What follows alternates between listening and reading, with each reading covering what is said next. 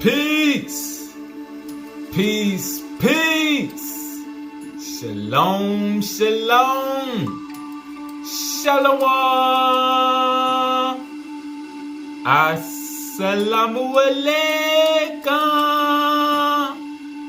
And welcome to another day to labor in the vineyard of the Most High with your brother. Another day to give in the almighty glorious word to see what the Most High got to serve. And what we eating on is changes that's been made to the scripts and to the law to conform us into the image of the heathen and to take us away from the light. Alright? So we gotta get back in alignment with the true law and see what they done changed up some of the teachings. Alright? Because remember, Zion is one body, one heart, one mind, all in alignment with the light. So it ain't gonna be some of us that got a little bit of heathen left up in us, because that's gonna destroy the alignment. So he got to put us back all on one accord. But it only can work for those that truly believe. Alright? Let's eat. We're going to go into the gospel of the Nazarenes. The gospel of the Nazarenes. And we're going to see where they done tricked us. They done changed up some of the teachings. Alright? And I know some of us hold the King James Version dear, but it's bones all through there too. Because they done changed up the words of the teachings. Alright? So we're going to start in chapter 44, called the Confession of the 12. And we're going to see how we didn't got away from the rock. Alright? The rock is the all truth. It's the foundation. Alright? Let's get into it. Let's get into it. We gotta get back on the rock. The rock puts us on one accord. Again, Yahshua sat near the sea in a circle of 12 palm trees, where he often resorted. And the 12 and their fellows came to him, and they sat under the shade of the trees. And Yahshua taught them, sitting in their midst. And Yahshua said to them, "You have heard what men in the world say concerning me. But whom do you say that I am?" Peter rose up with Andrew his brother and said, "You are the Messiah, the first begotten, not the only begotten, but the first begotten Son of the Most High, who descends from the highest heavens and dwells in the hearts of them who believe.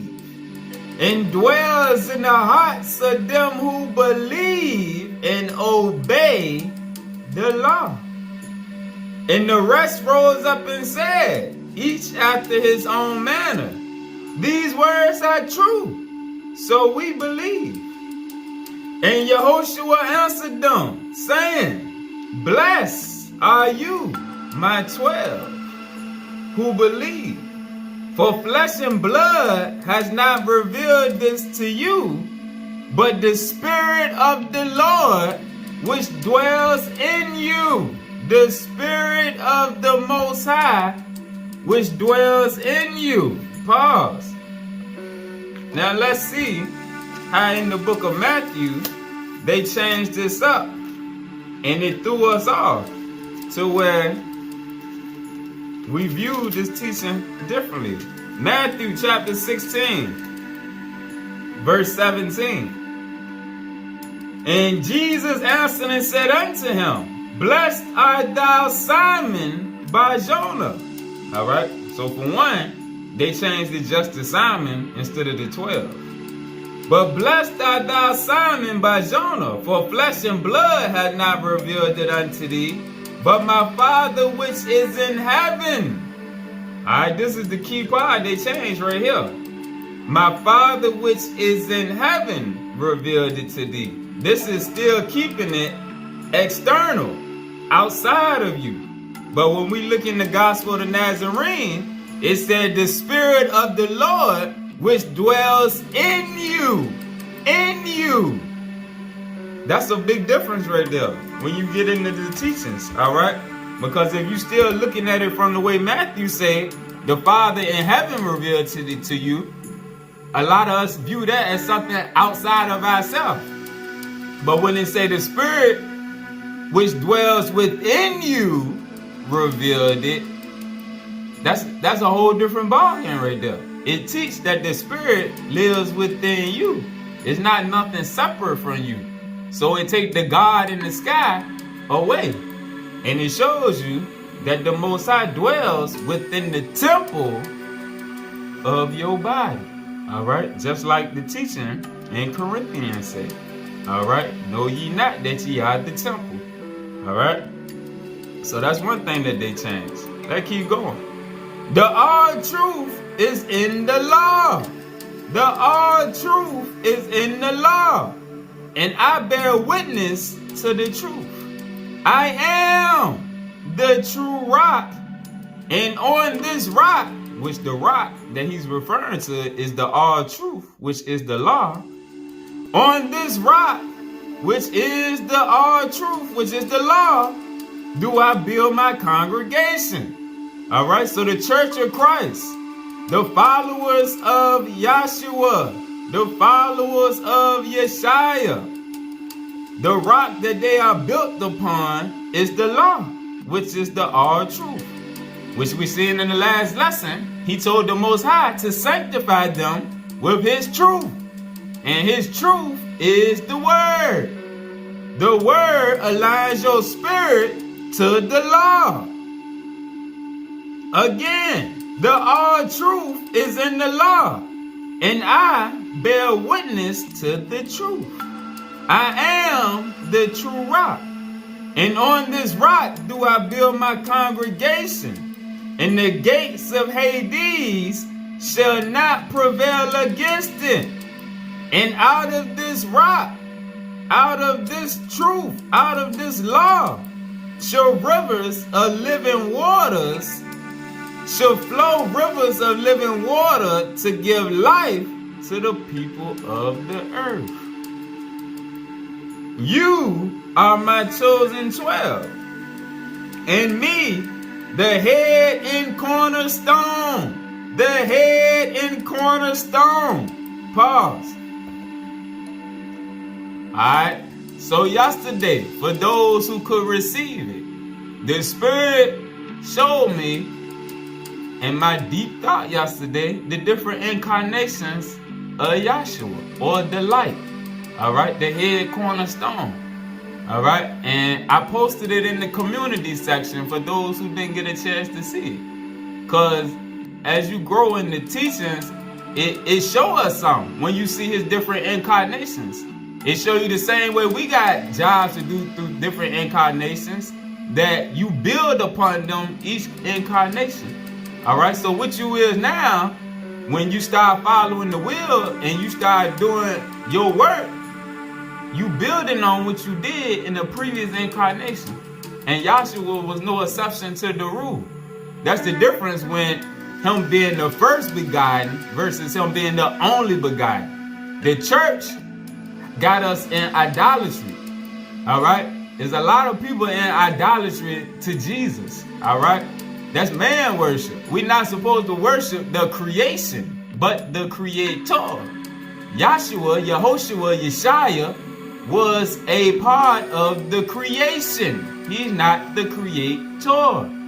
Alright? Like he said, I'm your brethren. Alright? Worship the one.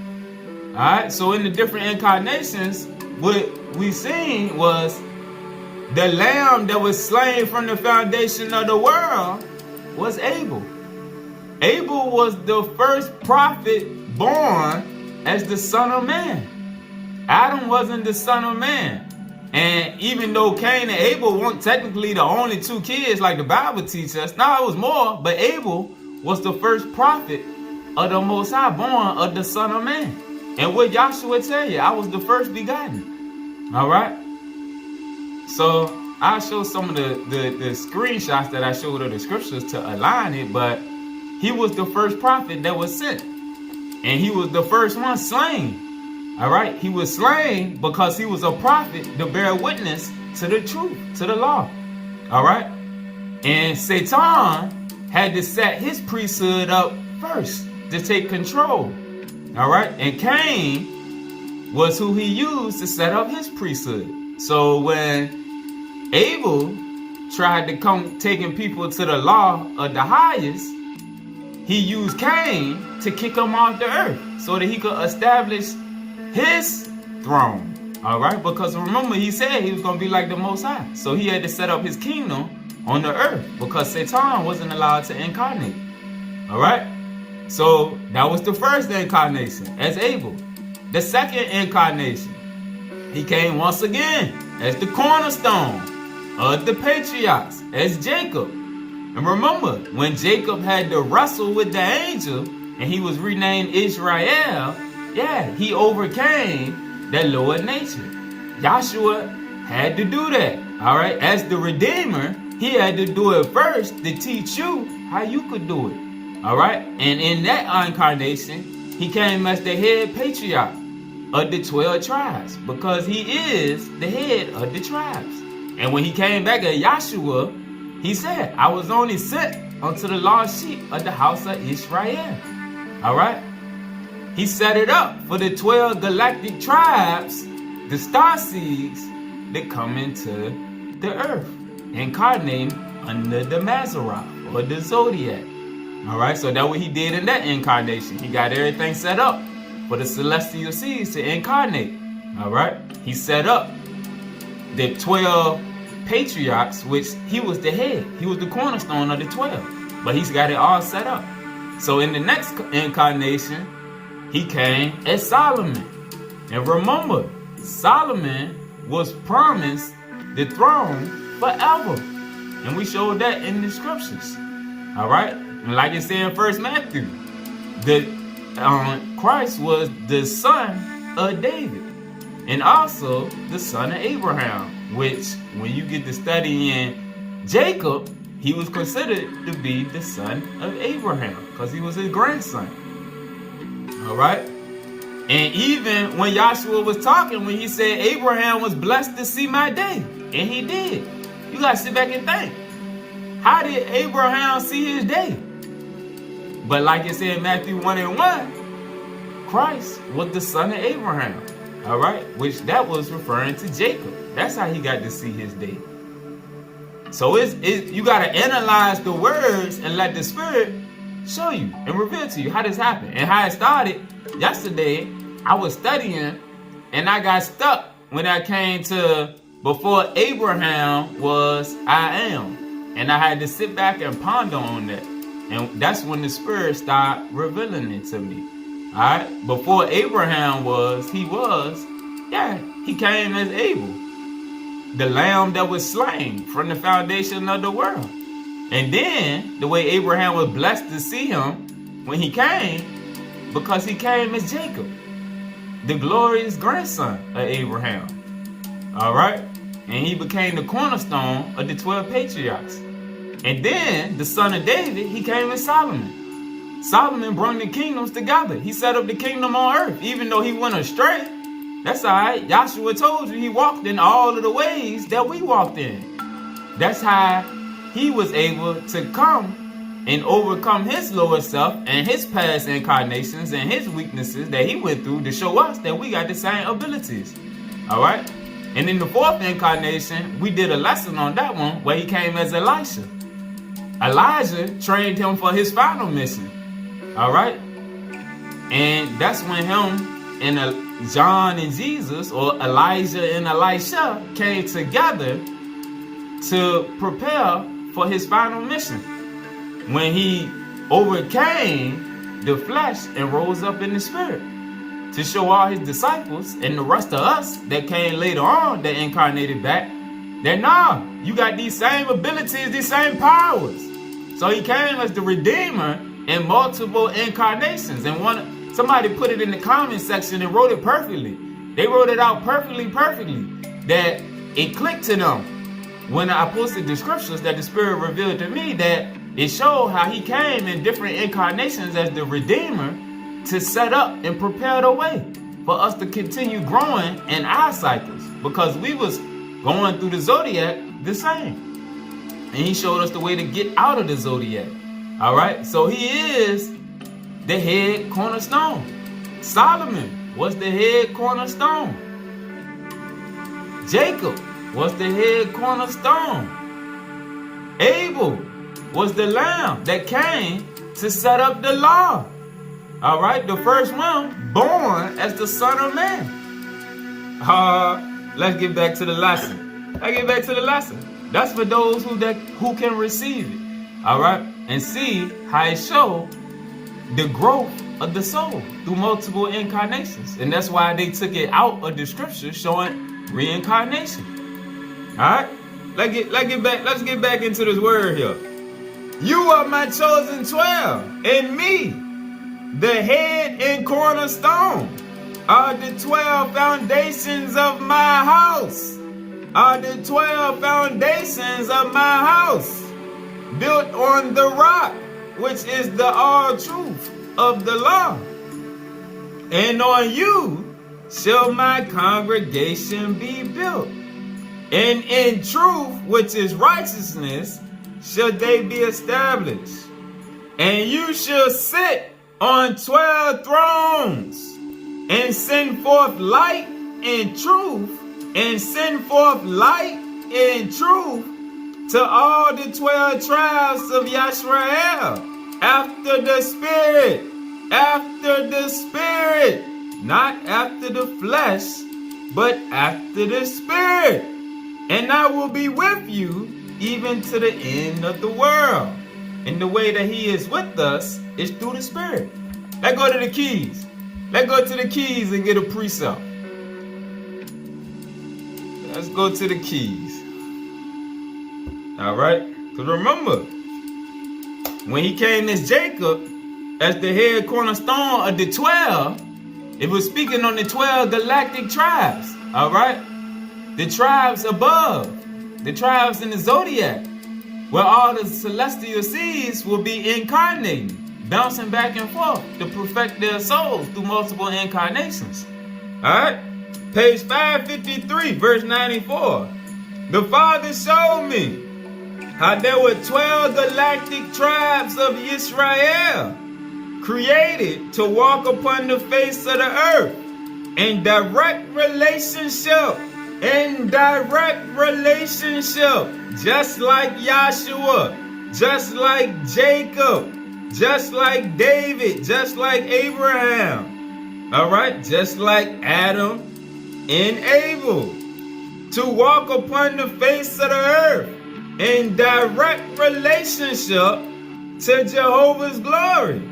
And I saw how this people, known as the Hebrews, that is, those on the other side of the galactic river of life, or those on the other side of the veil in the flesh, were to be different from the other people of the earth. They were to be different from the other people of the earth, who were satisfied with the body and the soul. The people of Israel had their body and soul exposed to a spiritual outpouring of light, which was to bring forth a continual illumination of the Father's direct teaching and love for all peoples of the earth. Go to page 170. Page 170, verse 11. After the completion of the program, historically known as Israel, which means in the original Hebrew scrolls, the consciousness of light which contends with the higher mind unto victory. Pause. Is this not what the head patriarch did? Who was the Redeemer? Jacob. He wrestled with the angel unto victory. He contended with the higher mind unto victory. That's what him wrestling with the angel was symbolic of. Him overcoming that lower nature to reach that higher nature. All right? That's how he received the victory. And that's what made him the head cornerstone in that incarnation. All right? Again, after the completion of the program, historically known as Israel, which means in the original Hebrew scrolls, the consciousness of light, which contends with the higher mind unto victory. There will be a consciousness reprogramming of mankind on this planet in the region originally identified with Atlantis. Remember that. Let's go to page 264. Page 264, verse 13. This 10th key equates the true Israel with the ability to transcend the light. To transcend the light, like we just read, as the people of the Yod spectrum. Pause. Let's go down and get the Yod spectrum. Verse 15. The Yod spectrum constitutes the 10 radiation centers of soul growth personified by the lost 10 tribes of Israel. Personified by the lost 10 tribes of Israel. The lost spectrum of light. Alright, so the lost tribes, the lost 10 tribes. Remember, Joseph received the blessing. Ephraim was the firstborn. Alright, so if you did your study, you understand why the 10 tribes was separated, and how I say right here, the 10 tribes personified the growth. The Yod spectrum constitute the 10 radiation centers of soul growth personified by the lost 10 tribes of Israel. The lost spectrum of light. This Yod spectrum is the lost coding used to connect our life station with the original program of the Father. This Yod spectrum is the lost coding used to connect our life station with the original program of the light. So if you understand the teaching on how Joseph received the blessing and how his child Ephraim was the firstborn of the tribes, and that is spiritual. Ephraim, where the 10 tribes resided, that will give you the answer to why the white man Adolf said America is in possession of the true Jews of the Most High, and why it's so they go so hard to hide that secret. Why? Because we just read. We got the coding used to connect the life station with the original program of the Most High, because we are the true Jews. The 10 tribes were separated from the other tribes. We had the original programming. We in the original land of the Ancient of Days. Whoever rules over us rules the world. That's what Adolf knew. And that's why they going so hard on brother Kyrie and Kanye. Because they don't want that knowledge to get out. All of the prophecies must be revealed. And that's the next one that's being revealed right there. The Most High say all things are going to be revealed. And right now, he used Kyrie and Kanye. He had to use celebrities Because the Hebrews, they've been saying it for the longest. But you need a celebrity that can reach everybody to bring national, worldwide exposure to the situation. All right? So he used them brothers. Kyrie talks about Yahweh, and Kanye always talk about Jesus. Even though he's still battling his own personal demons, they can be used. The Most High use whoever he feel like. All right? And they were used to bring this to a worldwide scale. All right? But only the true lights get the true understanding of why they fight so hard to hide who we is. All right? So again, the Yah spectrum constitutes the 10 radiation centers of soul growth personified by the lost 10 tribes of Yisrael, the lost spectrum of light. This Yah spectrum is the lost coding used to connect our life station with the original program of the Most High. Back to verse 13. This 10th key equates the true Israel with the ability to transcend the light as the people of the Yah spectrum, the people with the lost coding. This transcendence allows them, which is why Ephraim is the firstborn, to wake up all of the rest of the tribes, all of the rest of the lights. We had to flame on first to allow the others to flame on. This transcendence allows them to illuminate the world by being the focus of a light channel which gives forth teachings of light directly connected with the sons of light in the Great White Brotherhood, the great pure brotherhood of whole light beings, those on the other side of the veil. And that's why in Acts 2:17 and Joel 2:28, he says, in the end times, the sons and daughters shall be prophesying.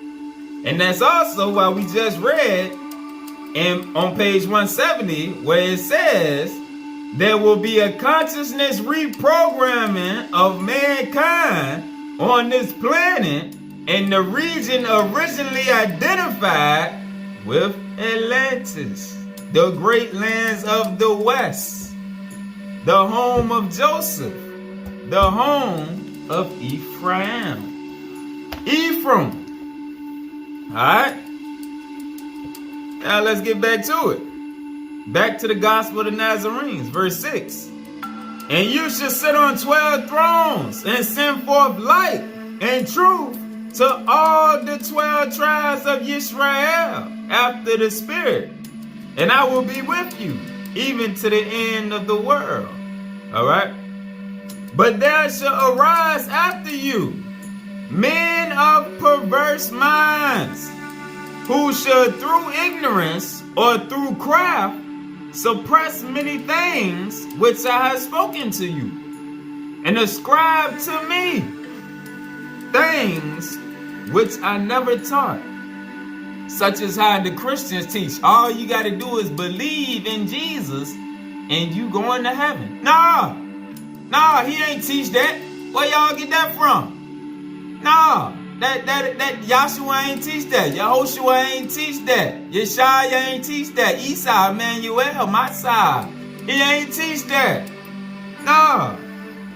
And ascribe to me things which I never taught, sowing tares among the good wheat, which I had given you to sow in the world. And in Daniel 7:25, it talks about how the beast will come along seeking to change the times and the laws. Alright, so the heathen then changed the law to where you don't have to do nothing but believe. And when all you got to do is believe, it don't involve no purity, no self-restraint, no self-discipline. Do whatever you want to do, just believe. Nah, that's far from the rock. And that's how a lot of us done fell off of the rock, thinking that all we got to do is believe and confess the name of Jesus when we die. Nah, that's a lie. That's a lie from Hades. All right? So it tares among the good wheat, which I have given you to sow in the world. Then shall the truth, which is the law, endure the contradiction of those who transgress it. For thus it has been, and thus it will be. But the time approaches when the things which they have hidden shall be revealed and made known, and the truth shall make free those which were bound. One is your master. All of you are brethren, and one is not greater than another in the place which I have given to you. For you have one master, even the Lord Most High, who is over you, and with you, and in you, and in you, and in you.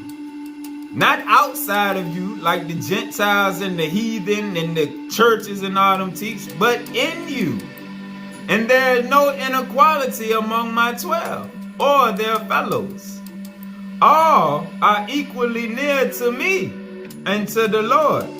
Strive not therefore for the first place, for you are all first, because you are the foundation stones and pillars of the temple, built on the truth which is in me and in you, and the truth which is the law shall you establish for all, as shall be given to you.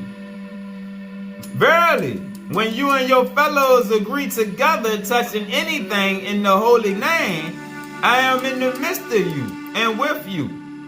Woe is the time when the spirit of the world shall enter into the congregation. All right, and if you look at all of the religions, the spirit of the world is in them. Politics. All right, that's why all of the congregations have been forced to agree with the LGBTQ community. All right, they all have the spirit of the world in them. All right. Woe is the time when the spirit of the world shall enter into the congregation. All right. White Jesus is the spirit of the world that has entered into all of the church house congregations. That's the spirit of the world right there.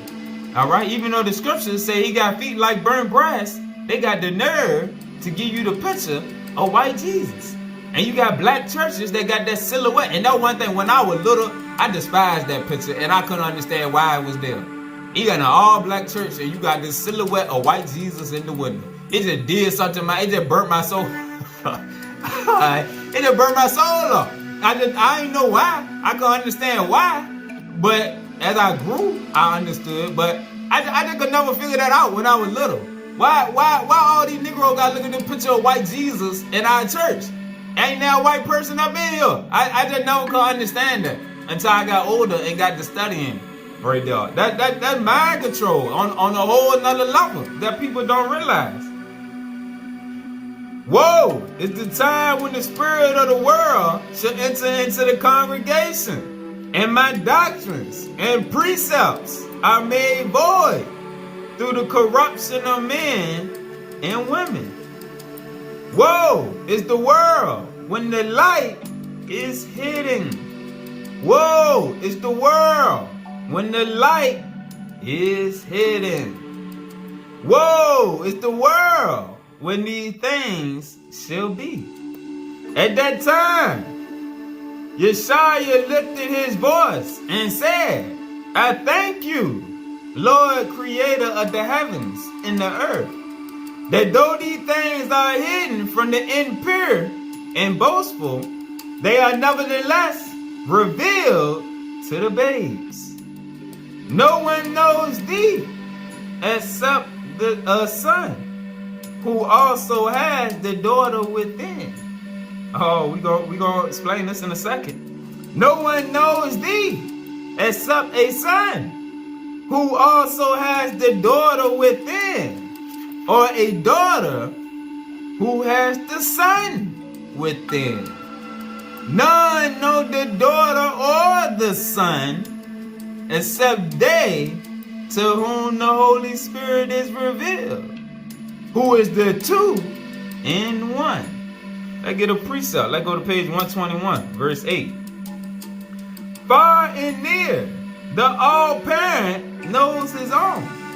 Yes, in each of you, the fatherhood and the motherhood, meaning the divine father and the divine mother, may be seen. For the father and the mother are one in the all-parent. All right? The mother, the last lesson we did on the Shekinah, showed the aspects of the divine mother within us. The father is the light. All right? The Father universe, the Son universe, and the Shekinah universe. All right? So the last lesson we showed the Shekinah universe that operates within us. All right? We are the son or the daughter. All right? The son and the daughter universe. The Trinity has to be complete. So what it was saying, when it was saying, no one knows thee except a son who also has the daughter within, it got to be balanced. You got to have the divine mother, the Shekinah. You have to have that activated within you, along with the teachings of the Most High, the light, the Father, who is reflected in the Son. All right, just like in the lesson we did on Mary. Mary was a reflection of the divine mother. Yahshua was a reflection of the divine Son. But they each had the opposite energy balanced within them. All right, the Trinity is not complete without the balance. The Father universe, the Shekinah universe, which is the Mother universe, and you, the son or daughter of the light. All right, it gotta be a balance. Now let's go back to the beginning and see how these doggone heathen then changed the law for those who may not know. All right. This ancient community of the Jewish sect called the Essenes, Nazarites, or Nazirs, strongly resembled the therapeutic Pythagoreans and Buddhists, who practiced community of goods, meaning they had all things in common, like it said in the book of Acts. Daily ablutions, daily worship, and renounce flesh eating. The Essenes, the same as the Buddhists and the early Hindus, did not eat flesh, drink strong drink, or sacrifice of animals, and the doctrine of atonement for the sins of some by vicarious and involuntary suffering of others, as held by the Pharisees and Sadducees and by the heathen before them. All right. In order to gain favor with Constantine and secure a life of relative opulence, the correctors expanded the life and teachings of the man Jesus into a concept of external divinity,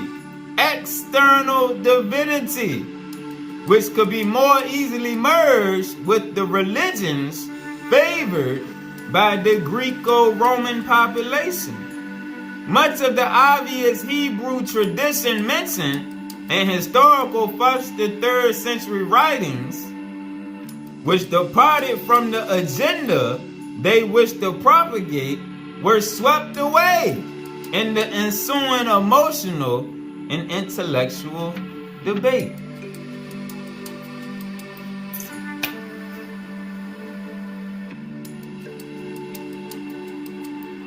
Two items that become unavoidably apparent to a student who pays close attention to research concerning the Essenes and their Ebionite and Nazarene offshoots, including the adepts, high priests of the Nazarites, and their prophets, are the strict asceticism, which means strong self-discipline, and purity laws adhered to by these and other related groups. These purity laws and the philosophical overview surrounding them are among the foundational elements being presented in this text.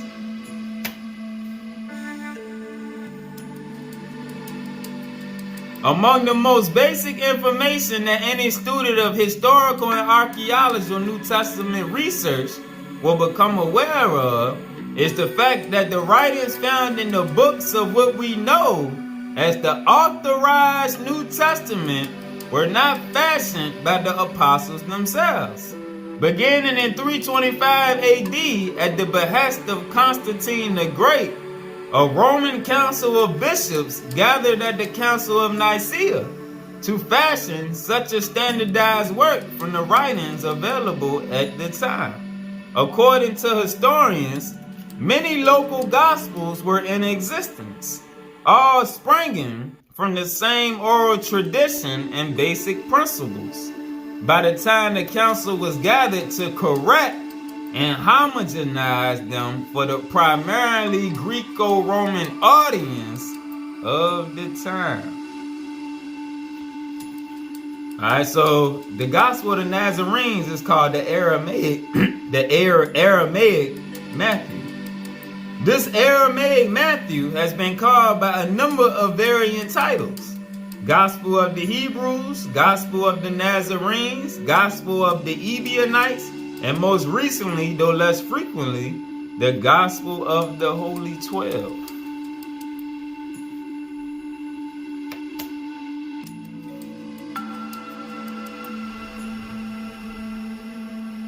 Alright, so right here, it's speaking on when John baptized Jesus and they called him the only begotten. Alright, that's what it's referring to.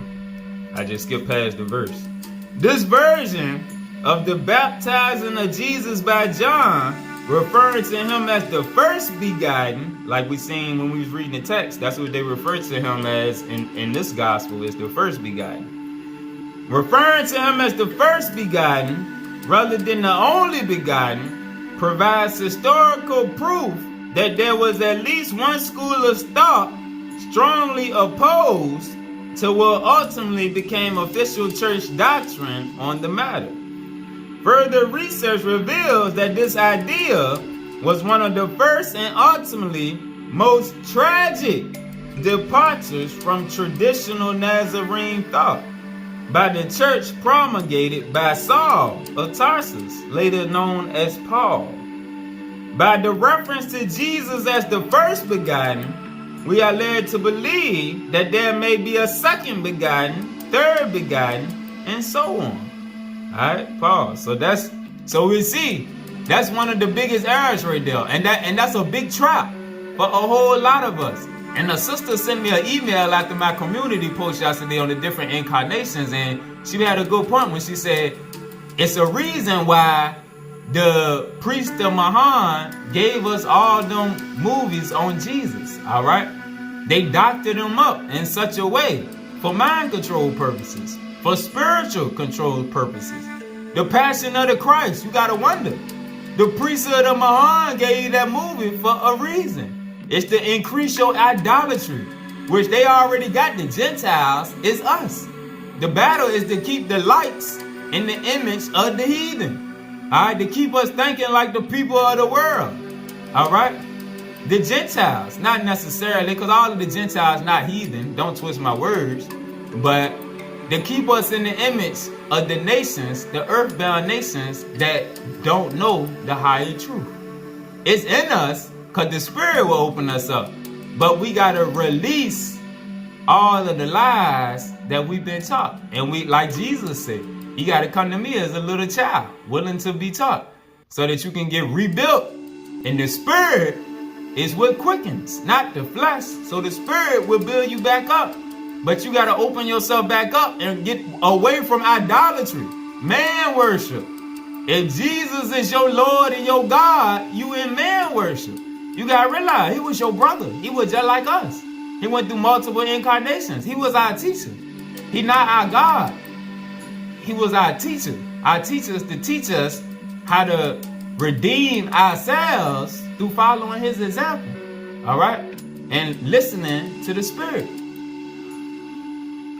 And that's how you get right here, where it says, by reference to Jesus as the first begotten, we are led to believe that there may be a second begotten, a third begotten, and so on.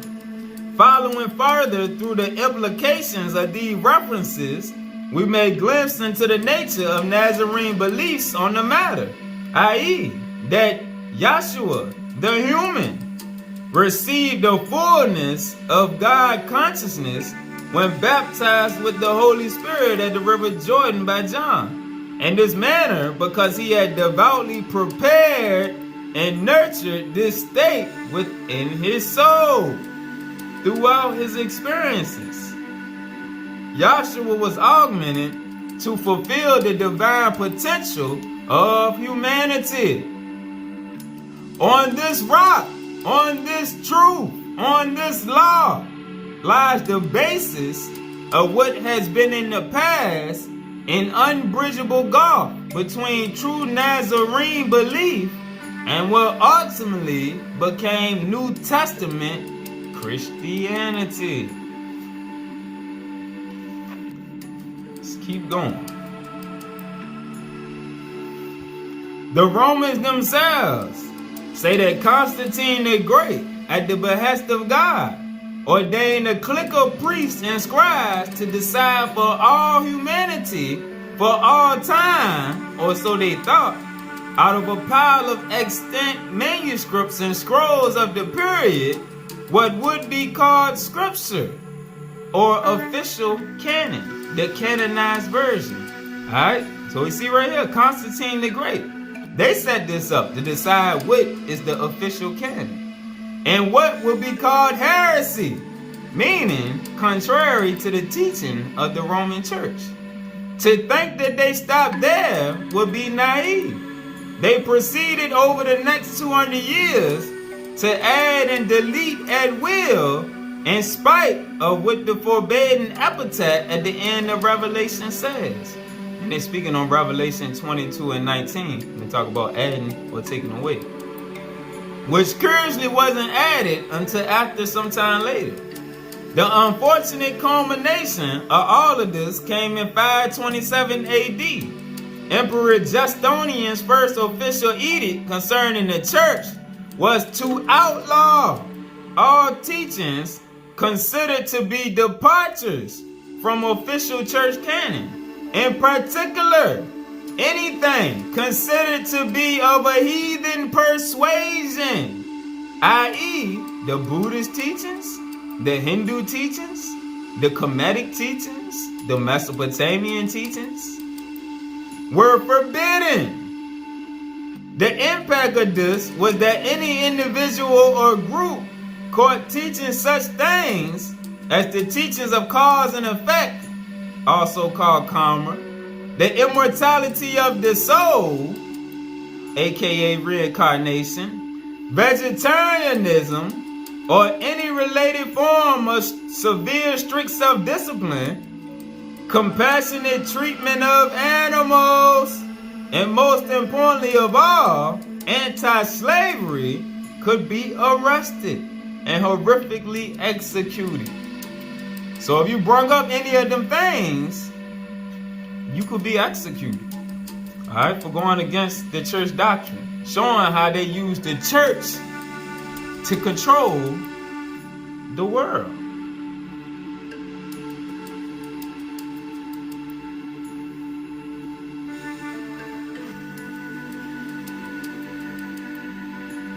The essential point is the fact that the beliefs or philosophical views of the Nazarenes and other Essene offshoots, as was substantially proven in the multiplicity of quotes from their own writings, coincide with each other and stand out unmistakably from those promulgated by the church. It is equally self-evident that views which began sometime during the reign of Irenaeus and were written in stone at the Council of Nicaea in 325 AD were a sharp departure from the edicts and principles of the way, or they were a sharp departure from the edicts in the rock. as espoused by the original Nazarene movement, whose leadership was passed on by Yahshua to his brother James and Simon Peter.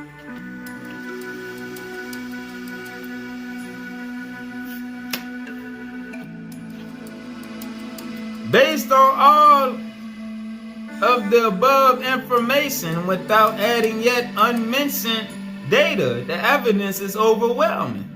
The gospel, as taught, lived, and died for by the Nazarenes, Ebionites, and any offshoots of the immediate followers of Yeshua, and that gospel, whose embryonic form took seed under post-Damascus Saul of Tarsus after Jerusalem's sacking in 70 AD, and whose final grid was solidified in the stone at the Council of Nicaea in 325 AD, are obviously two entirely different sets of values concerning all of nature's kingdoms, and in particularly humanity's relationship to them. This paradox is fast becoming a major religious controversy between what modern research reveals to be the true Assyrian doctrine of 1st century Palestine and what history reveals to be a 2nd to 4th century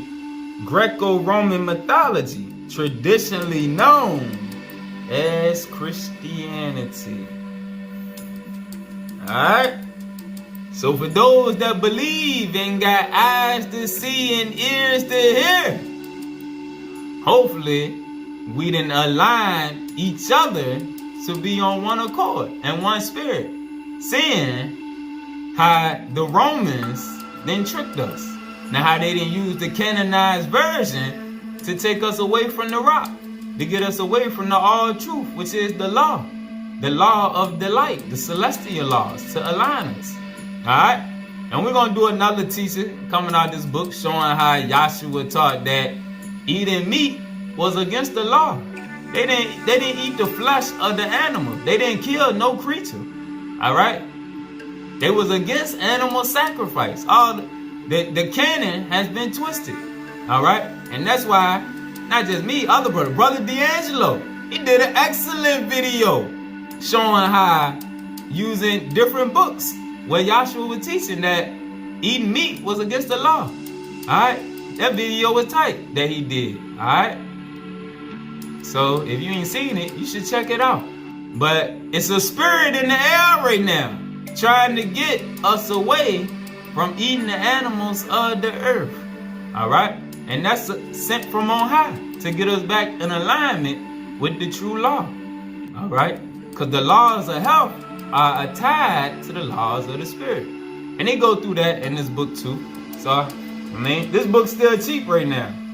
So the Gospel of the Nazarenes, you can get it on Amazon for about $15, $20. So get it before they try to raise the price up on that. And this is the Aramaic version of Matthew, showing how things done been changed. And we'll eat out of it a little more as we go on, as the Spirit tell me what to do. Alright? Peace.